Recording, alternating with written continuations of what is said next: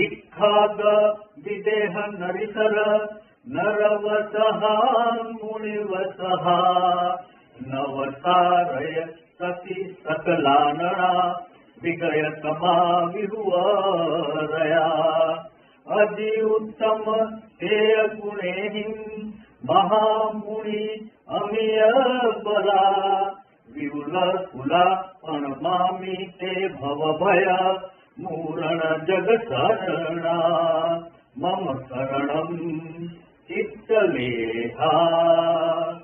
देवदानविन्द्र चन्द्र सूरवन्द हस्त तत्तचित्त परमा